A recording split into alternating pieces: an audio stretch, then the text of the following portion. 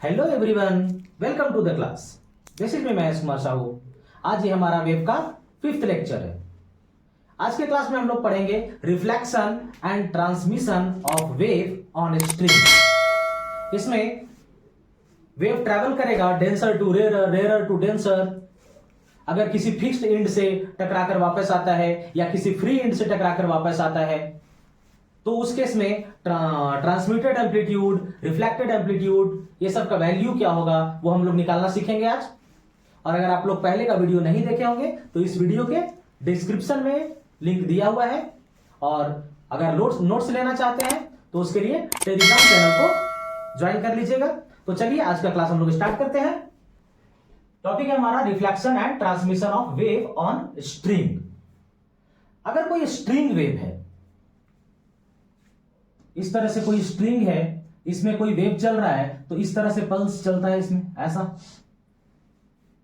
यह string wave है, इस तरह से चल रहा है। अगर यहां आने के बाद अगर ये किसी वाल से टकराता है तो टकराने के बाद क्या होगा?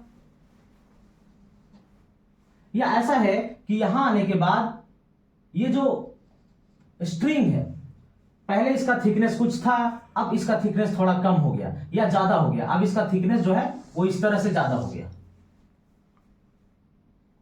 तो इस पॉइंट के बाद या इस पॉइंट के बाद इसका जो पहले का कंडीशन था वो सारा चेंज कर जाएगा। यहां पर फिक्स पॉइंट के बाद ये जो वेव है वो वापस रिटर्न करेगा सेम मीडियम में, और जब सेम मीडियम में रिटर्न करेगा तो रिफ्लेक्शन होगा। इससे पहले 10th क्लास में आप लोग देखे होंगे रिफ्लेक्शन एंड रिफ्रैक्शन। रिफ्लेक्शन क्या होता था? लाइट का अपने ही मीडियम में बाउंस बैक होना। और रिफ्रैक्शन क्या था? एक मीडियम से दूसरे मीडियम में लाइट का ट्रैवल होना। यहां भी बिल्कुल वैसा ही हो रहा है। रिफ्लेक्शन वैसा ही है कि अगर कोई ये फिक्स्ड वाल है तो यहां से लाइट का टकराकर वापस आना, या एक मीडियम से ये वेव चल रहा था एक मीडियम से दूसरे मीडियम में, या ये सब हो सकता है ये रेयर मीडियम था और ये डेंसर मीडियम है, तो एक मीडियम से दूसरे मीडियम में लाइट का जाना ट्रांसमिशन कहला रहा है। रिफ्रैक्शन ही एक तरह का ये। अब जब यहां से लाइट रिटर्न हो रहा है या यहां से लाइट आगे जा रहा है तो इसका जो वेवलेंथ है, फ्रीक्वेंसी है, टाइम पीरियड है, फेज है, उस पर क्या फर्क पड़ेगा।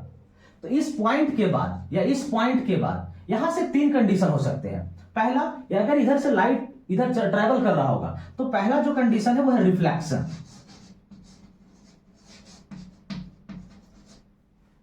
दूसरा एब्जॉर्प्शन,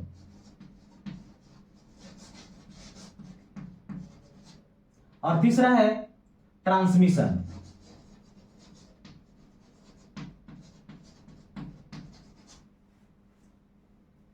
लाइट का जिस एनर्जी से ये वेव आगे बढ़ रहा था या जिस एनर्जी से ये वेव आगे बढ़ रहा था, यहां इस पॉइंट पर आने के बाद या इस पॉइंट पर आने के बाद इसका कुछ पार्ट जो है वो रिफ्लेक्ट करेगा, कुछ पार्ट एब्जॉर्ब करेगा और कुछ पार्ट ट्रांसमिट करेगा।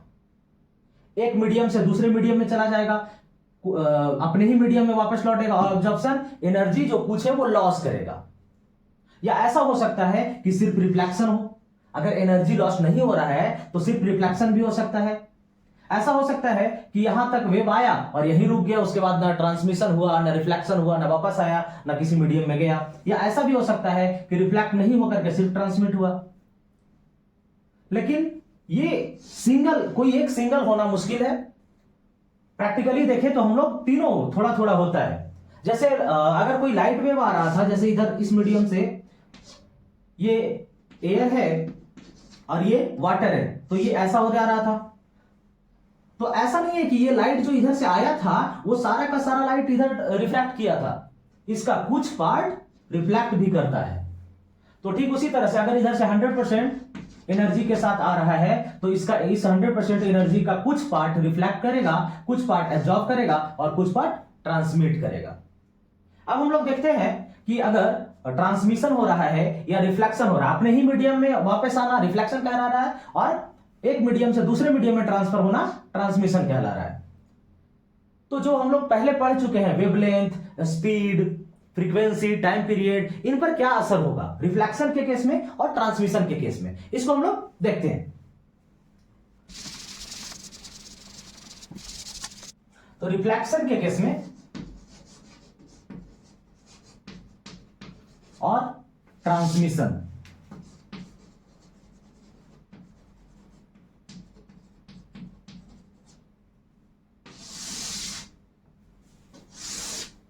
कौन कौन सा क्वांटिटी हम लोग देखे थे? तो वेव का स्पीड देखते हैं,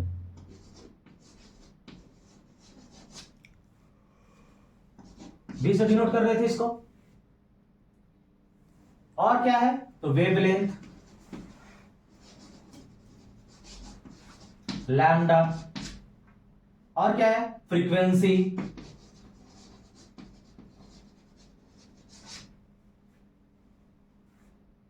टाइम पीरियड,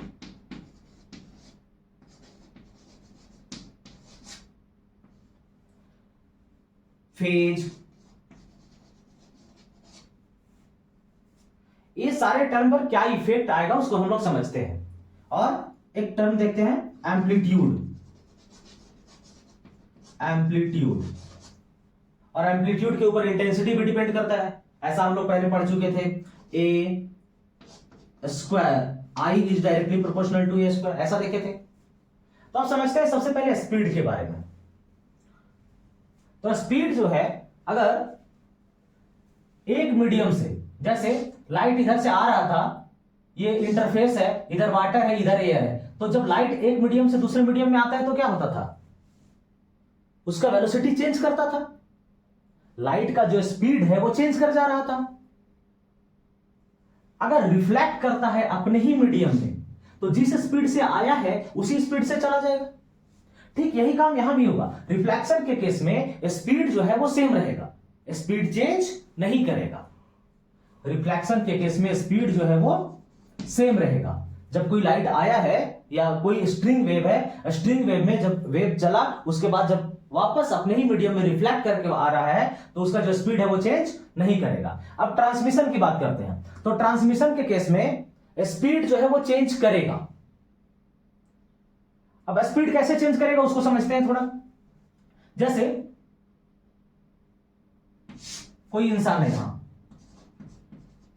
यहां पर है, यहां से इस तरफ वो 10 स्टेप लेता है, 10 स्टेप आगे गया, यहां पहुंच गया। अब यहां से ये तालाब या नदी है जिसमें पानी है, तो यहां से यहां तक मानकर चलिए 10 मीटर चला है या 2 मीटर चला है 10 स्टेप में। तो यहां से यहां तक इधर भी जब 10 स्टेप वो लेगा, तो क्या वो 2 मीटर चलेगा? जो हम लोग का स्पीड है वो स्लो हो जाता है। अगर डेंसर मीडियम में चले जाए या रेयर मीडियम में, अगर यहां से रेयर मीडियम में चले जाए, तो स्पीड जो है वो बढ़ जाता है, इंक्रीज कर जाता है। तो स्पीड क्या हो रहा है? यहां चेंज कर रहा है। और डिस्टेंस क्या हो रहा है? डिस्टेंस भी चेंज कर रहा है। और डिस्टेंस कौन सा है? Lambda, wavelength. तो स्पीड भी चेंज कर रहा है और वेवलेंथ भी चेंज कर रहा है। तो इस केस में स्पीड क्या हो जाएगा? चेंज करेगा। वेवलेंथ यहां सेम रहेगा, अपने ही मीडियम में रहेगा तो सेम रहेगा, और यहां चेंज कर जाएगा। ट्रांसमिट होगा जब वेव, तो वो चेंज कर जाएगा। फ्रीक्वेंसी की बात करें तो फ्रीक्वेंसी किस पर डिपेंड करता है? तो वाइब्रेशन ऑफ सोर्स। तो सोर्स का वाइब्रेशन तो चेंज होगा नहीं। तो सोर्स का अगर वाइब्रेशन चेंज नहीं होगा तो फ्रीक्वेंसी चेंज नहीं होगा। ये डिपेंड किस पर कर रहा है? फ्रीक्वेंसी, जो फ्रीक्वेंसी है वो वाइब्रेशन पर डिपेंड कर रहा है, और वाइब्रेशन मीडियम के चेंज होने से उसको कोई फर्क पड़ नहीं रहा। एक वेव एक बार चल चुका है वहां से, तो उसका वाइब्रेशन का जो डिस्टरबेंस जो था वो चेंज नहीं कर रहा है। तो फ्रीक्वेंसी जो है वो सेम रहेगा दोनों ही केस में। और फ्रीक्वेंसी सेम है तो टाइम पीरियड का फॉर्मूला क्या होता है? Frequency equals to 1 by time period. तो फ्रीक्वेंसी चेंज नहीं कर रहा है तो टाइम पीरियड भी चेंज नहीं करेगा, ये भी सेम रहेगा, ये भी सेम रहेगा। अब बात करते हैं फेज की। तो फेज, ये दो केस हो सकता है रिफ्लेक्शन का। रिफ्लेक्शन ऐसा हो सकता है कि अगर रेयरर से डेंसर की तरफ हो रहा हो, अगर रिफ्लेक्शन रेयरर से डेंसर हो रहा हो,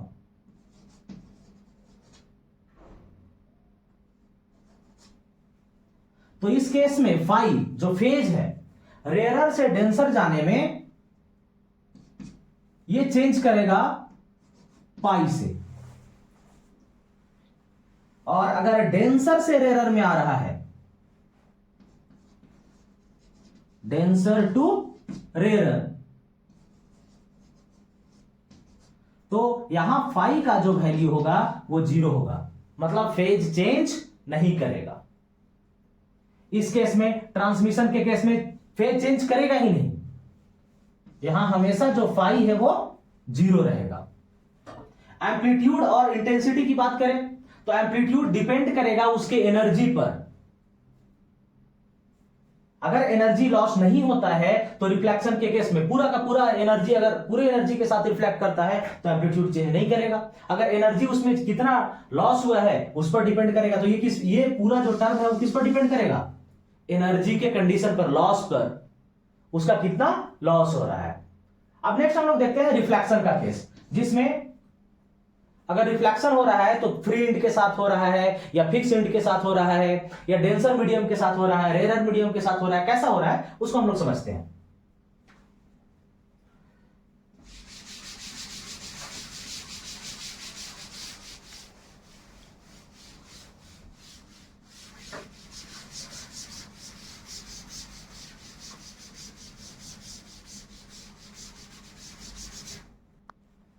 नेक्स्ट देखते हैं हम लोग ओनली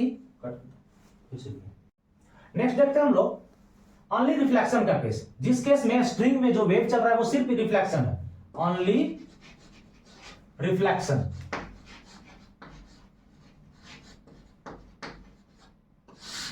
इसमें दो केस होता है, एक फिक्स्ड एंड का और दूसरा फ्री एंड का। तो पहला केस जो है वो फिक्स्ड एंड, फिक्स्ड एंड। इसमें कैसा चलेगा? तो देखिए, कोई वेव जो है ऐसा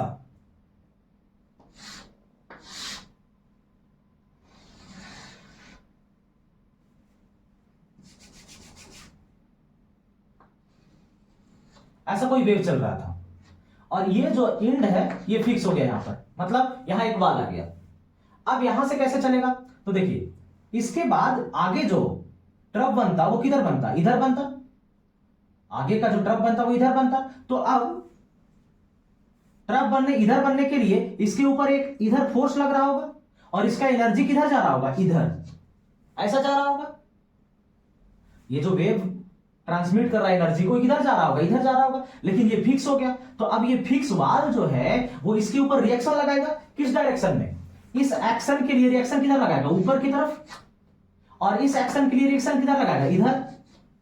तो इन दोनों के कारण अब रिजल्टेंट जो बनेगा, मतलब रिफ्लेक्शन जो होता है वो किसके कारण होता है? रिएक्शन फोर्स के कारण होता है। तो इस डायरेक्शन में जाएगा, तो अब ऐसा एक वेव बनेगा।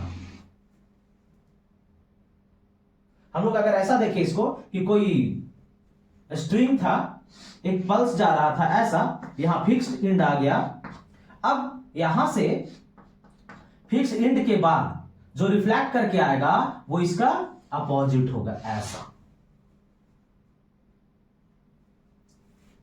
ये इसका वेलोसिटी इस डायरेक्शन में था, इसका वेलोसिटी इस डायरेक्शन में है। स्पीड जो है वेव का पहले अभी इधर रिफ्लेक्ट करके इधर आ रहा है, पहले इधर जा रहा था। ये जो इधर जा रहा था इसका स्पीड जो था। अब इक्वेशन लिखते हैं दोनों केस में। तो जो इधर जा रहा है वेव, जो इंसिडेंट वेव है, उसका इक्वेशन लिखते हैं इस केस में। तो इंसिडेंट वेव के लिए इक्वेशन क्या हो जाएगा? Y i incident equal to a I amplitude of incident sine omega t minus k x. ऐसा क्यों? क्योंकि ये पॉजिटिव एक्स डायरेक्शन में बढ़ रहा है आगे की तरफ। तो रिफ्लेक्शन का इक्वेशन क्या हो जाएगा? ये अपोजिट डायरेक्शन में आ गया है, तो इसका एम्पलीट्यूड कैसा है? उल्टा है। मतलब नेगेटिव लिख सकते हैं, तो ऐसा लिख सकते हैं माइनस ए साइन ओमेगा टी। अच्छा, यहां माइनस, यहां एक प्लस और एक माइनस था, इसका मतलब ये पॉजिटिव डायरेक्शन में जा रहा था। रिफ्लेक्शन का जो वेव है वो किस डायरेक्शन में आ रहा है? नेगेटिव डायरेक्शन में आ रहा है, मतलब उल्टे डायरेक्शन में आ रहा है। तो यहां क्या हो जाएगा? प्लस के x.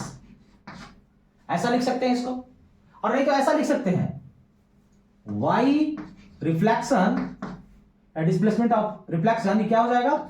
a sign omega T plus के एक्स।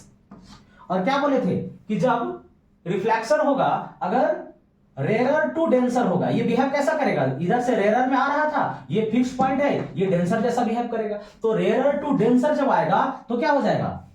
पाई का फेज डिफरेंस होगा।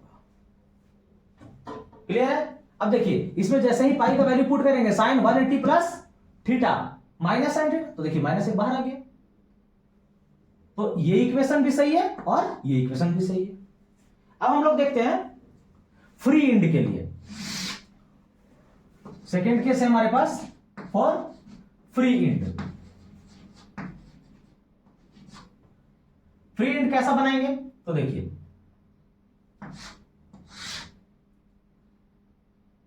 एक स्ट्रिंग था जो इस तरह से पल्स उसमें बनाया गया, तो इस तरह से चल रहा है, उसमें उसका स्पीड इस डायरेक्शन में है, और यहां पर ये एक वाल है, लेकिन इस स्ट्रिंग में इस तरह से एक रिंग बना दिए हैं, और ये रिंग ऐसा है कि ये फिक्स लाइन के साथ ऊपर नीचे हो सकता है, तो ये फ्री इंड कहलाता है। इसका स्पीड v था। तो अब ये कैसा बिहेव करेगा? ये बिहेव करेगा डेंसर टू रेरर के जैसा, और डेंसर टू रेरर के केस में फेज का चेंज नहीं होता है, और फेज का चेंज नहीं होगा तो क्या हो जाएगा? इसका जो रिफ्लेक्शन का केस आएगा वो ऐसा ही होगा। ये एम्पलीट्यूड यहां किसका है? ये एम्पलीट्यूड है ए आई, इंसिडेंट वेव का। यहां एम्पलीट्यूड जो है वो ए आर, रिफ्लेक्टेड वेव का एम्पलीट्यूड है। तो इस केस में अगर इंसिडेंट वेव का जो इक्वेशन है ए आई sign omega t minus k x, क्योंकि स्पीड जो है या वेव जो है वो किस डायरेक्शन में बढ़ रहा है? पॉजिटिव एक्स डायरेक्शन में बढ़ रहा है, तो वाई रिफ्लेक्शन क्या हो जाएगा? उल्टे डायरेक्शन में। लेकिन इस बार एम्पलीट्यूड जैसा पहले था वैसा ही अभी भी है, तो यहां A R sign omega T plus के एक्स, क्योंकि ये अपोजिट डायरेक्शन में आ रहा है, नेगेटिव एक्स डायरेक्शन में आने लगा। ये है ओनली रिफ्लेक्शन का केस, जिसमें फिक्स्ड इंड और फ्री इंड है। इसके ऊपर हम लोग एक क्वेश्चन करते हैं। एक क्वेश्चन है हमारे पास, कंसीडर फॉलोइंग वेव फंक्शन। कुछ वेव फंक्शन दिया हुआ है, ए में है a sine omega t minus k x, a sine k x minus omega t, a cos omega t minus k x, a cos k x minus omega t. इसमें बोल रहा है right equation for reflected from free end, free end fixed boundary.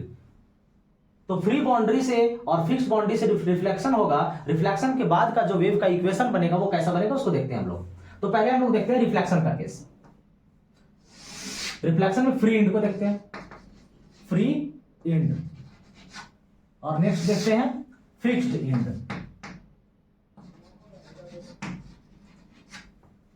Free end के case में क्या था? तो free end के केस में फेज का जो डिफरेंस था वो जीरो था, फेज का कोई डिफरेंस ही नहीं था। तो फेज का, अगर फ्री इंड के केस में फेज का डिफरेंस ही नहीं है तो क्या चेंज होगा? बस इसका डायरेक्शन चेंज होगा, रिफ्लेक्ट करके उल्टे डायरेक्शन में जाएगा। अगर पहले से पॉजिटिव में था तो अब किस में जाएगा? नेगेटिव डायरेक्शन में जाएगा। तो इसका इक्वेशन कैसा हो जाएगा? फर्स्ट का हो जाएगा, यहां है a sine omega t minus k x, तो ये हो जाएगा ए साइन ओमेगा टी प्लस के एक्स। अब नेगेटिव डायरेक्शन में जाने लगा। अगर इसका ट्रांसमिट ये फिक्स्ड इंड के साथ देखें तो फिक्स्ड इंड में क्या होता है? पाई का डिफरेंस होता है, फेज में पाई का डिफरेंस हो जाता है, तो ऐसा हो जाएगा ए साइन ओमेगा टी प्लस के एक्स। ये ऐसा क्यों हुआ प्लस? क्योंकि अब रिफ्लेक्ट करके नेगेटिव डायरेक्शन में आ रहा है और साथ में पाई का फेज डिफरेंस। या यहां माइनस लिख करके यहां पाई को नहीं लिखेंगे। नेक्स्ट इसको देखते हैं हम लोग। तो इसके केस में क्या हो जाएगा, ए साइन, यहां के एक्स माइनस ओमेगा टी है, जब लौट करके आएगा तो अपोजिट डायरेक्शन में आएगा, तो ये हो जाएगा minus k x minus omega t, और यहां से माइनस को बाहर भी निकाल सकते हैं। साइन माइनस थीटा क्या होता है, माइनस साइन थीटा होता है। इस केस में क्या हो जाएगा, तो इस केस में फेज में पाई का डिफरेंस आ जाएगा। तो फिर से भाई ए sine omega t minus k x minus omega T है ना, तो minus k x minus omega T, बस साथ में फेज का डिफरेंस आ जाएगा पाई का। अगर यहां पाई नहीं लिखना चाहते हैं तो यहां माइनस लगा देंगे। तो यह देखिए, इसमें से माइनस माइनस बाहर निकलेगा तो यहां से माइनस कॉमन निकलेगा, और इस पाई की वजह से माइनस लिखेंगे, तो इसको सिर्फ हम लोग ऐसा लिख सकते हैं, ए sine k x plus omega T. Next है हमारे पास ए cos omega t minus k x. तो ये क्या हो जाएगा, बस सब कुछ वही है, कॉस के टर्म में है। तो ए कॉस ओमेगा टी, जब ये वापस लौटेगा तो नेगेटिव एक्स डायरेक्शन में जाएगा, तो ये हो जाएगा प्लस ओमेगा के एक्स, फेज का डिफरेंस ही नहीं होगा, फ्री इंड है, तो यहां फेज का बस डिफरेंस आ जाएगा, ए कॉस ओमेगा टी प्लस के एक्स, और साथ में पाई का फेज डिफरेंस आ गया। फिक्स्ड इंड में क्या हो रहा है, पाई का फेज डिफरेंस आ रहा है। इस केस में क्या हो जाएगा, तो ए cos minus k x minus omega t, और यहां हो जाएगा ए cos minus k x minus omega T plus pi. यहां से चाहे तो माइनस को बाहर निकालेंगे तो कॉस माइनस थीटा क्या होता है, कॉस थीटा होता है। इसको हम लोग ऐसा भी लिख सकते हैं, ए cos k x plus omega T. Next हम लोग देखते हैं, दोनों एक साथ, रिफ्लेक्शन और ट्रांसमिशन का केस अगर दोनों एक साथ हो तो कैसा होगा। तो हमारे पास है बोथ रिफ्लेक्शन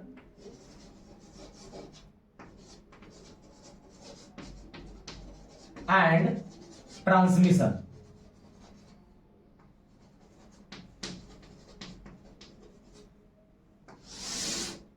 पहला केस लेते हैं हम लोग, जिसमें लेते हैं rarer to denser, rarer to denser. Rarer to denser के केस में देखते हैं। तो रेयरर टू डेंसर मतलब पहले से स्ट्रिंग जो था वो ऐसा था, इसमें वेव ऐसा चल रहा था, अब डेंसर मीडियम आ गया, मतलब यहां एक पॉइंट है, इस पॉइंट के बाद अब स्ट्रिंग जो है वो डेंसर हो गया, ऐसा हो गया। तो अब क्या होगा, तो देखिए रेयरर टू डेंसर के लिए ये कैसा बिहेव करेगा, फिक्स्ड पॉइंट के जैसा बिहेव करेगा रिफ्लेक्शन के केस में। तो रिफ्लेक्शन के केस में ये फिक्स्ड पॉइंट जैसा बिहेव करेगा, तो इसका रिफ्लेक्शन कैसा हो जाएगा, तो जब रेयरर से डेंसर का फिक्स पॉइंट के लिए, तो फिक्स पॉइंट के लिए क्या होता है, फिक्स पॉइंट के केस में रेयरर टू डेंसर में एक फेज का डिफरेंस होता है, कितना, पाई का। तो जब पाई का फेज डिफरेंस होगा तो इसका कैसा हो जाएगा, इसका स्पीड अभी इस डायरेक्शन में है, तो अब इसका जो रिफ्लेक्टेड वेव होगा वो कुछ ऐसा बनेगा, ऐसा। और ट्रांसमिटेड वेव कैसा बनेगा, ट्रांसमिटेड वेव जो है वो कुछ ऐसा बनेगा, ऐसा। इसका एम्पलीट्यूड हम थोड़ा छोटा बनाए हैं, क्यों, क्योंकि जब ये रेयरर से डेंसर में जाएगा तो इसका एम्पलीट्यूड अपने आप कम होने लगेगा, इसका स्पीड जो है वो कम होने लगेगा, वेवलेंथ जो है वो कम होने लगेगा। तो यहां जो है वो A I amplitude of incident wave, A R amplitude of reflected wave, और A T amplitude of transmitted wave. अब इसका इक्वेशन भी देखते हैं। तो इक्वेशन अगर लिखें इसका फॉर इंसिडेंट वेव, तो वाई आई ये कितना हो जाएगा, तो ए आई sign omega t minus k x, ये किस डायरेक्शन में जा रहा है, तो पॉजिटिव एक्स डायरेक्शन में जा रहा है। अब रिफ्लेक्टेड के केस में लिखेंगे तो क्या होगा, तो y r equal to amplitude of reflected wave sine omega t, और साथ में ये नेगेटिव अब क्या हो जाएगा, पॉजिटिव, मतलब नेगेटिव एक्स डायरेक्शन में जाने लगेगा, और साथ में फेज का डिफरेंस भी आएगा। तो फेज का डिफरेंस यहां पाई लिख लेते हैं, प्लस पाई। अगर ऐसा नहीं लिखना चाहते हैं तो इसको हम लोग ऐसा भी लिख सकते हैं, minus A R sign omega T plus के एक्स, ऐसा भी लिख सकते हैं। अब ट्रांसमिटेड का केस देखते हैं, y ट्रांसमिटेड, तो a transmitted sine, frequency change नहीं कर रहा है तो ओमेगा वही रहेगा t, और डायरेक्शन भी चेंज नहीं कर रहा है, उसी डायरेक्शन में आगे बढ़ रहा है, तो डायरेक्शन क्या है, omega t minus k x, omega t minus के। अच्छा, के चेंज करेगा कि नहीं करेगा, के किस पर डिपेंड करता है, तो के का जो वैल्यू है वो 2 पाई बाई लैम्डा, के डिपेंड कर रहा है लैम्डा के ऊपर, और ट्रांसमिशन के केस में क्या हो रहा है, लैम्डा चेंज कर रहा है, वेवलेंथ चेंज कर रहा है। जब एक मीडियम से दूसरे मीडियम में चल रहे हैं, तो जैसे हम लोग अगर स्टेप लेते हैं, 2 कदम चलते हैं, 4 कदम चलते हैं, तो जब एक मीडियम से दूसरे मीडियम में जाते हैं, जैसे कि पहले हम लोग ग्राउंड पर चल रहे हैं, अब हम लोग पानी में चलेंगे, तो क्या हो जाएगा, जो स्टेप है वो छोटा होने लगेगा, वेवलेंथ डिस्टेंस जो है वो कम होने लगेगा, स्टेप का जो डिस्टेंस है वो कम होने लगेगा। तो वेवलेंथ के चेंज होने से क्या चेंज हो गया, के। तो अगर यहां का k1 था और प्रोपेगेशन कांस्टेंट k1 था, तो रिफ्लेक्शन के केस में तो वही रहेगा, लेकिन ट्रांसमिशन के केस में ये चेंज कर जाएगा और फेज में कोई चेंज नहीं आएगा। नेक्स्ट हम लोग देखते हैं डेंसर टू रेयर के लिए। नेक्स्ट केस है डेंसर टू रेयर का, डेंसर टू रेयर। पहले जो स्ट्रिंग था डेंसर मीडियम में, मतलब ऐसा समझ सकते हैं कि इसका जो थिकनेस था वो ज्यादा था, कोई वेव ऐसा चल रहा था, यहां एक पॉइंट आया, यहां के बाद ये स्ट्रिंग ऐसा हो गया। तो इस केस में क्या होगा, ये इंसिडेंट वेव का एम्पलीट्यूड है, तो इस पॉइंट के बाद इसका रिफ्लेक्शन होगा, और ये कैसा बिहेव करेगा, डेंसर टू रेयर के जैसा, मतलब ये फ्री इंड के जैसा बिहेव करेगा। और फ्री इंड के केस में क्या होता है, रिफ्लेक्शन में फ्री इंड में कोई भी फेज का डिफरेंस नहीं आता है। इसका मतलब जो वेव बनेगा रिफ्लेक्टेड वेव वो ऐसा बनेगा, और ट्रांसमिटेड वेव कैसा बनेगा, ट्रांसमिटेड वेव जो बनेगा वो ऐसा बनेगा।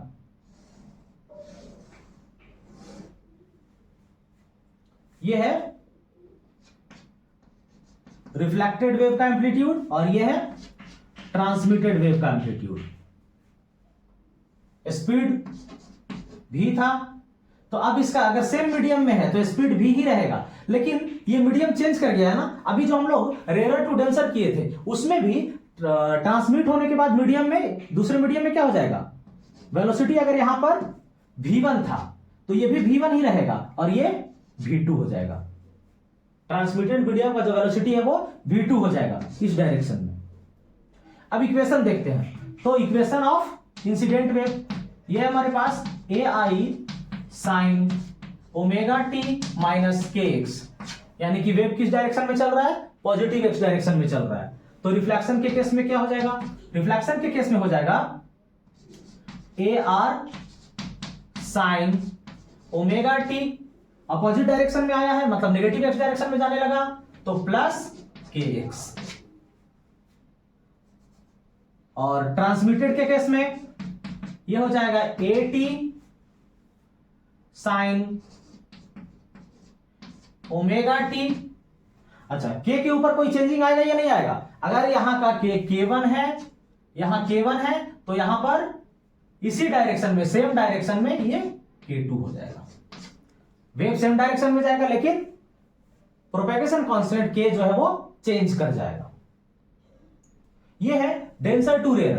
अगर हम लोग ये निकालना चाहते हैं कि रिजल्टेंट ये रिफ्लेक्टेड का एम्पलीट्यूड या ट्रांसमिटेड का एम्पलीट्यूड कितना होगा, तो इंसिडेंट वेव का अगर वेलोसिटी v1 है और ट्रांसमिटेड वेव का वेलोसिटी v2 है।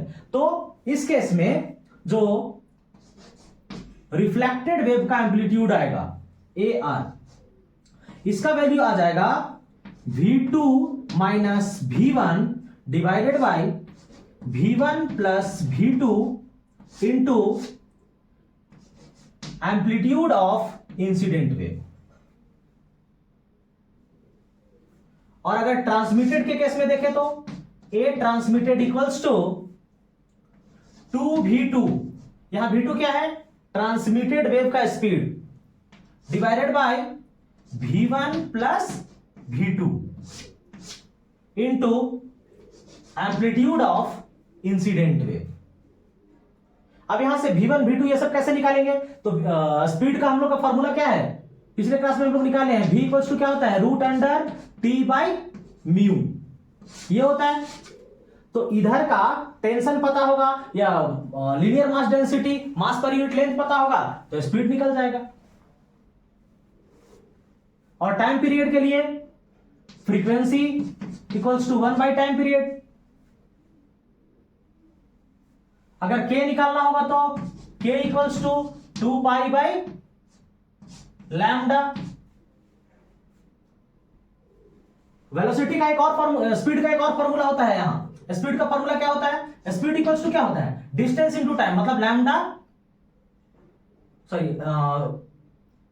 Lambda by t, speed equals to distance by time. तो यहां से 1 बाई टी क्या हो जाएगा, फ्रीक्वेंसी। तो स्पीड का एक और फॉर्मूला क्या हो गया है, फ्रीक्वेंसी इंटू लैम्डा। तो इन सारे टर्म को यूज करके k का वैल्यू या v का वैल्यू निकाल लेंगे और रिजल्ट रिफ्लेक्टेड एम्पलीट्यूड और ट्रांसमिटेड एम्पलीट्यूड का वैल्यू निकाल सकते हैं हम लोग। आगे हम लोग नेक्स्ट क्लास में देखेंगे। अगर वीडियो अच्छा लगा होगा तो लाइक, शेयर और सब्सक्राइब कीजिएगा।